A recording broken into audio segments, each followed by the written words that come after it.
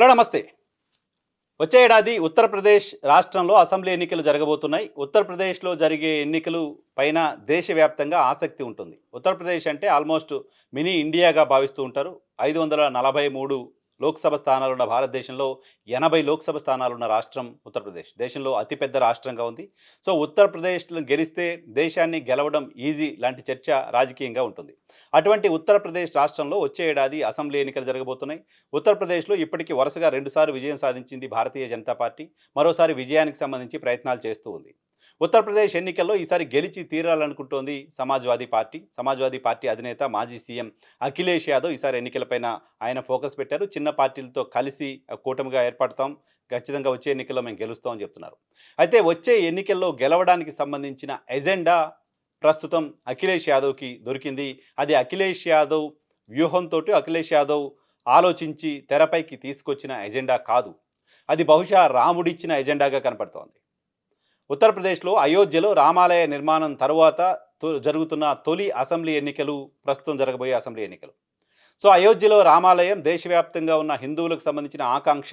అటువంటి ఆకాంక్షను మేము నెరవేర్చాం. కాబట్టి మాకు ఓటు వేయండి అని ఉత్తరప్రదేశ్‌లో భారతీయ జనతా పార్టీ అడగలేని పరిస్థితి ప్రస్తుతం ఉంది. ఆ మాటకొస్తే అయోధ్యలో రామాలయ నిర్మాణం తరువాత జరిగిన లోక్సభ ఎన్నికల్లో కూడా ఉత్తరప్రదేశ్ ప్రజలు భారతీయ జనతా పార్టీకి గట్టిగా మద్దతు తెలపలేదు. అక్కడ సమాజ్వాదీ పార్టీ, కాంగ్రెస్ పార్టీ కూటమికి మంచి సీట్లనిచ్చారు. గత ఎన్నికల్లో భారతీయ జనతా పార్టీ మూడోసారి సొంతంగా మెజారిటీ సాధించలేకపోవడానికి ప్రధానమైన కారణం ఉత్తరప్రదేశ్‌లో ఆ పార్టీ బాగా పెర్ఫార్మ్ చేయకపోవడం. సో, ఇప్పుడు అసెంబ్లీ ఎన్నికల్లో కూడా ఆ పార్టీకి అయోధ్య రామాలయమే ప్రధాన అడ్డంకిగా మారే పరిస్థితి కనపడుతోంది. అయోధ్యలో విరాళాలకు సంబంధించిన కుంభకోణం ప్రస్తుతం భారతీయ జనతా పార్టీని వెంటాడుతోంది. దీనిపైన సమాధానం చెప్పుకోలేని పరిస్థితిలో భారతీయ జనతా పార్టీ కనపడుతోంది. 200 కోట్ల రూపాయల నిధులు, విరాళాలకు సంబంధించిన నిధులు దుర్వినియోగమయ్యాయి లాంటి వార్తలు, ఆ వార్తలు అబద్ధం కాదు, నిజమేనంటూ ఉత్తరప్రదేశ్‌కి సంబంధించిన భారతీయ జనతా పార్టీ సర్కారు ఏర్పాటు చేసిన సిట్ తేల్చేస్తూ ఉండడం భారతీయ జనతా పార్టీని ఇరకాటంలో పడేస్తున్నాయి. అంతేకాదు ఆలయంలో దాదాపు ఒక 40 సార్లకు పైగా సీసీ ఫుటేజ్‌ని ఆపేసి దొంగతనం చేశారు లాంటి సమాచారం ప్రస్తుతం బయటకొచ్చింది. అక్కడ డొనేషన్లని కాజేశారు లాంటి మాట అక్కడున్న ప్రతిపక్ష పార్టీలు మాట్లాడడం కంటే ముందే భారతీయ జనతా పార్టీకి సంబంధించిన నాయకులు మాట్లాడుతున్నారు. అయోధ్యకు సంబంధించిన, రాముడికి సంబంధించిన భక్తులు మాట్లాడుతూ వస్తున్నారు. అంతేకాదు ఇటీవల ప్రభుత్వం సిట్‌ని ఏర్పాటు చేసింది. కొంతమంది అయోధ్యకు సంబంధించిన భారతీయ జనతా పార్టీ నాయకులు నేరుగా ప్రధాని మోదీకి లేఖ రాసి ఈడీ, సీబీఐతో విచారణ చేయించండి అని కోరిన తర్వాత యోగి సర్కారు సిట్‌ని ఏర్పాటు చేసింది. ఆ సిట్ ఏర్పాటు చేసిన తర్వాత కొంతమందిని అరెస్ట్ చేసింది. 8 మంది కీలకమైన వ్యక్తులను అరెస్ట్ చేసింది. ఈ అరెస్టులు జరుగుతున్న సందర్భంలోనే ట్రస్ట్‌కు సంబంధించిన కీలకమైన వ్యక్తిగా ఉన్న చంపత్ రాయ్ రాజీనామా చేశారు. ఇప్పుడు తాజాగా బయటపడ్డ వ్యవహారం ఏంటి అంటే సిట్ ఏర్పాటు కంటే ముందే అసలు ఇక్కడ దొంగతనం జరిగింది అనే అంశానికి సంబంధించిన ఎఫ్ఐఆర్ నమోదు కావడానికంటే ముందే ట్రస్ట్‌కు సంబంధించిన వాళ్ళే ఇంటర్నల్ ఎంక్వైరీ చేశారు. అటువంటి ఇంటర్నల్ ఎంక్వైరీలోనే కొంత దొంగతనం జరిగింది అనే విషయాన్ని నిర్ధారించారు. దొంగతనం జరిగిన అమౌంట్‌ని రికవరీ కూడా చేశారు అనే వీడియోస్ ఇప్పుడు సోషల్ మీడియాలో వైరల్‌గా మారాయి. వీటన్నిటి నేపథ్యంలో వచ్చే అసెంబ్లీ ఎన్నికల్లో రాముడే అఖిలేష్‌కి ఎజెండాగా మారబోతున్నాడు. రాముడు పేరు చెప్పి ఇంతకాలం ఓట్లు వేయించుకున్నారు. రాముడి పేరు చెప్పి ఇప్పటిదాకా ఓట్లు అడిగారు. అటువంటి రాముడికే బీజేపీ ద్రోహం చేసింది. రాముడికి న్యాయం జరగాలంటే అఖిలేష్‌కి ఓటేయండి. మతం పేరుతో ఓట్లు అడిగారు. మతం అంటే వీళ్ళకి గౌరవం లేదు. అటువంటి మతాన్ని అవమానించేలా, అటువంటి దేవుడిని అవమానించేలా దేవుడి ఆలయంలోనే దొంగతనం చేసిన ఈ పార్టీకి బుద్ధి చెప్పండి. అఖిలేష్ యాదవ్ తాజా ఎజెండా ఇది. ఈ పార్టీకి డొనేషన్ల పైన ఉన్న శ్రద్ధ దేవుడిపైన లేకుండా పోయింది. అటువంటి పార్టీని మనం ఎందుకు గెలిపించాలి? అటువంటి పార్టీకి మనం ఎందుకు ఓటేయాలి? రాముడికి న్యాయం చేయాలంటే సమాజ్వాదీకి ఓటేయండి. రాముడి కోసం సమాజ్వాదీకి ఓటేయండి. రాముడి ఇంట్లో దొంగతనాన్ని తేల్చాలంటే సమాజ్వాదీకి ఓటేయండి. రాముడి ఇంట్లో దొంగతనం చేసిన పెద్దల లెక్కలు బయటికి రావాలంటే సమాజ్వాదీకి ఓటేయండి. రాముడికే ద్రోహం చేసిన వీళ్ళు ప్రజలకు ఏ రకంగా న్యాయం చేస్తారు? రాముడి సొమ్మునే దొంగతనం చేసిన వీళ్ళు ప్రజల సొమ్ముకి ఏ రకంగా భరోసా ఇస్తారు? రాముడి సొమ్ముకే భద్రత కల్పించలేని ఈ వ్యక్తులు మీ వ్యక్తిగత ఆస్తులకు, మీ మీ వ్యక్తిగత హక్కులకు ఏ రకంగా రక్షణ కల్పిస్తారు? అఖిలేష్ యాదవ్ ఉత్తరప్రదేశ్లో మాట్లాడుతున్న మాటలివి.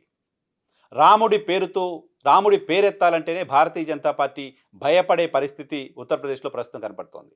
అయోధ్య పేరెత్తాలంటేనే భయపడే పరిస్థితి ప్రస్తుతం కనపడుతోంది. నేరుగా ఉత్తరప్రదేశ్ ముఖ్యమంత్రి యోగి ఆదిత్యనాథ్ చెప్తున్నారు, అయోధ్యలో రామాలయ నిర్మాణం కోసం 500 సంవత్సరాలు ఆగారు. అక్కడ దొంగతనం చేసింది ఎవరో తేలుస్తాం. కనీసం ఒక 50 రోజులు మాకు సమయం ఇవ్వండి అంటూ అడుగుతున్నారు. సో తప్పు చేశాం, తప్పు జరిగింది, తప్పుకు బాధ్యులం మేమే అని మాత్రం చెప్పలేకపోతున్నారు. తప్పు చేశారు, తప్పు జరిగింది, తప్పు చేసిన వాళ్ళు ఎవరు తేలుస్తాం, తప్పుకు బాధ్యత మాత్రం మాది కాదు అనే చర్చ అనే మాట ఇప్పుడు భారతీయ జనతా పార్టీ అక్కడ మాట్లాడుతోంది. సో అయోధ్య రాముడికి సంబంధించిన అంశం ఎజెండాగా ఉత్తరప్రదేశ్ ఎన్నికలు జరిగే పరిస్థితి కనపడుతోంది. అయోధ్య రాముడికి సంబంధించిన ఎజెండాతో జరిగే ఎన్నికల్లో అయోధ్య రాముడిని ఓన్ చేసుకునే ప్రయత్నం భారతీయ జనతా పార్టీ చేయలేకపోతుంది. అక్కడ జరిగిన ఘటనల దృష్ట్యా అయోధ్య రాముడిని ఓన్ చేసుకొని అయోధ్య రాముడిని ఎజెండాగా తీసుకొని ప్రజల్లోకి వెళ్ళే ప్రయత్నం అఖిలేష్ యాదవ్ చేస్తున్నారు. రాముడి సొమ్ముని బీజేపీ తినేసింది. రాముడి సొమ్ముకి బీజేపీ రక్షణ కల్పించలేకపోయింది. రాముడి సొమ్ము తిన్న వాళ్ళెవరో బీజేపీ బయట పెట్టలేకపోతుంది. ఈ 3 ప్రశ్నలకి ఆన్సర్ చేయటం భారతీయ జనతా పార్టీకి అత్యంత కష్టతరమైన అంశంగా ఉంది. ఈ 3 ప్రశ్నల్ని లేవనెత్తడం ద్వారా అఖిలేష్ యాదవ్ ఉత్తరప్రదేశ్లో భారతీయ జనతా పార్టీని నిలువరించడానికి సంబంధించిన గట్టి ప్రయత్నం చేయబోతున్నారు. ఇప్పటిదాకా మతం అనే అంశానికి సంబంధించి, అయోధ్య అనే అంశానికి సంబంధించి, రాముడు అనే అంశానికి సంబంధించి ఎన్ని మాట్లాడినప్పటికీ సమాజ్వాదీ పార్టీకి ఒక ఎజెండా లేకుండా పోయింది. తొలిసారి సమాజ్వాదీ పార్టీ రాముడి జపం చేస్తూ రామ్ నామ్ సత్య హై జై శ్రీరామ్ అంటూ అక్కడ ఎన్నికల క్యాంపెయిన్ చేసే వాతావరణం కనపడుతోంది. ఈ సందర్భంగా యోగి ఆదిత్యనాథ్ ఈ పరిస్థితిని గమనించారు. రాముడిని ఎజెండాగా అఖిలేష్ చేస్తున్నారనే విషయం ఆయనకు అర్థమైంది. దానిలో భాగంగానే అఖిలేష్ పైన కౌంటర్స్ కూడా మొదలుపెట్టారు. ఇప్పటివరకు అయోధ్య రామాలయాన్ని అఖిలేష్ యాదవ్ ఎందుకు సందర్శించలేదు, రాముడిపై అంత ప్రేమ ఉంటే అంటూ ఆయన మాట్లాడుతున్నారు. దీనికి అఖిలేష్ దగ్గర నుంచి కౌంటర్ కూడా చూస్తున్నాం. అఖిలేష్, నేను ఎటావాలో ఒక శివాలయం నిర్మాణం చేస్తున్నాం. శివాలయ నిర్మాణం తర్వాత రాముడి ఆలయానికి వెళ్ళి దర్శనం చేసుకోవాలని మేము అనుకుంటున్నాం. అక్కడ శివాలయం పూర్తవగానే రాముడి ఆలయానికి మేము వెళ్తాం. కానీ ముఖ్యమంత్రిగా ఉండి రాముడి ఆలయానికి అనేక సందర్భాల్లో వెళ్ళిన మీరు ఆ రాముడి ఆలయంలో జరుగుతున్న దొంగతనాన్ని ఎందుకు పట్టుకోలేకపోయారు? మేము వెళ్ళలేదు, మాకు తెలియదు. సరే, మీరు రోజు అక్కడికి వెళ్తున్నారు, మీరు బాధ్యులుగా ఉన్నారు, మీరు ముఖ్యమంత్రిగా ఉన్నారు, మీకు రాముడు అంటే చాలా ప్రేమ, అక్కడికి వెళ్ళి దర్శనం చేసుకున్నారు, అనేక సార్లు చూశారు, మరి అక్కడ దొంగతనాన్ని ఎందుకు పట్టుకోలేకపోయారు అంటూ అఖిలేష్ కౌంటర్స్ వేయడం కూడా చూస్తున్నాం. సో దీన్ని బట్టే వచ్చే అసెంబ్లీ ఎన్నికల్లో రాముడు ఎజెండా కాబోతున్నారు, రాముడు అఖిలేష్కి ఎజెండా కాబోతున్నారు, భారతీయ జనతా పార్టీకి కాకుండా.